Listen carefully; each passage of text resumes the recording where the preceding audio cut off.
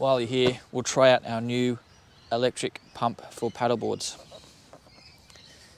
Okay, so let's get into it.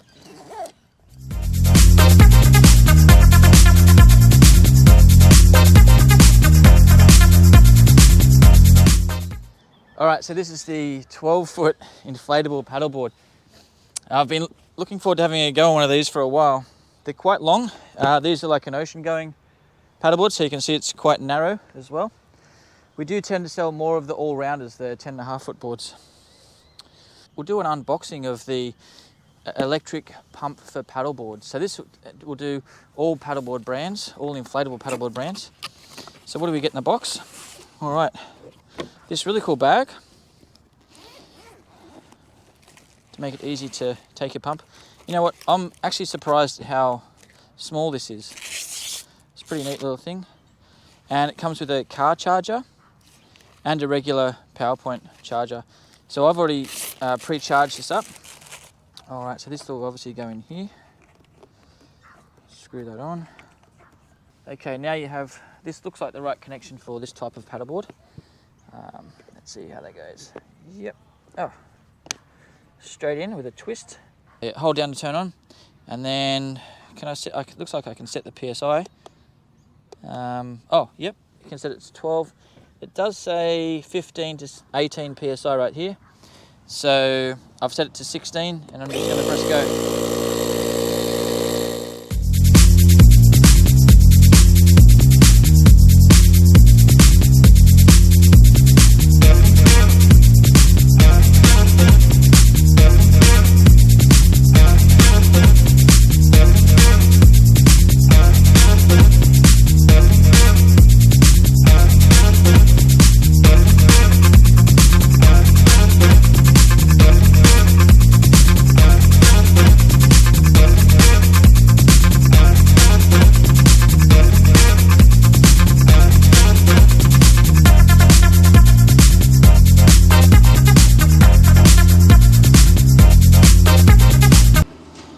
I just realised a grave mistake I made with this is that I locked the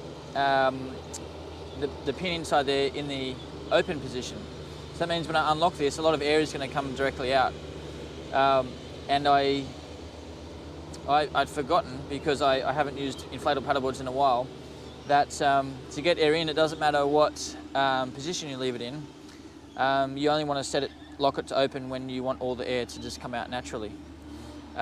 So what's going to happen is when I turn this pump off and undo this, there's going to be a big gush of air until I can lock that pin back into the closed position. All right, so let's go for it. What I might do is I'll see if I can let a bit of pressure out just by turning this. Hopefully this doesn't shoot off somewhere.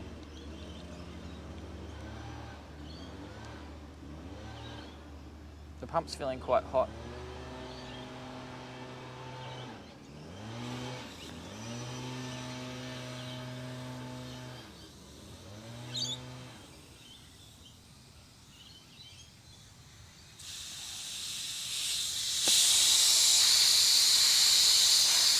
I stuffed up.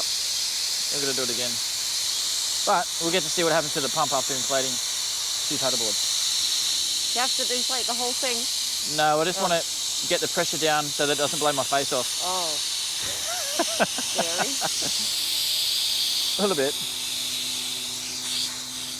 Okay. Because I did leave that valve in an open position. Oh.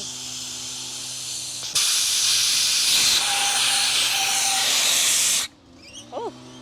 And now I've just twisted it and turned it into the closed position. So that was pretty silly of me. Don't do that at home.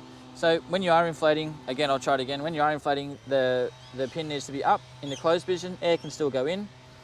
And you only want to lock that pin down when you are letting air out at the end of your ride. So hopefully not too much pressure escape then. I'll chuck this back on. We're up to still only down to 5 psi, so we'll...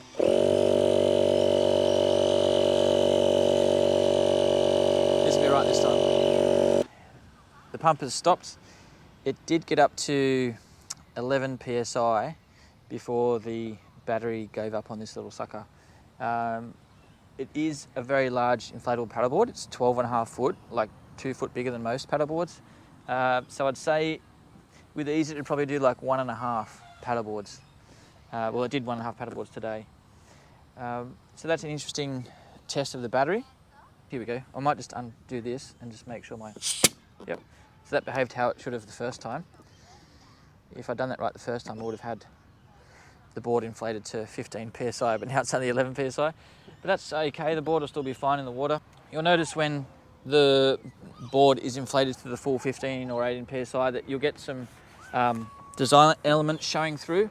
Like you'll see in the front of the board, the rake of the nose will be a bit more pronounced when you've got a little bit more psi in there. But for now, that's pretty solid. Can you feel that one's less pumped up, or is it fine? I can feel it's a little bit less pumped up. Yeah, I could do with, it's 11 psi, I could probably do with the full 15, 18 psi. So yeah, there's a little tip. Make sure you don't stuff up with that valve thingy.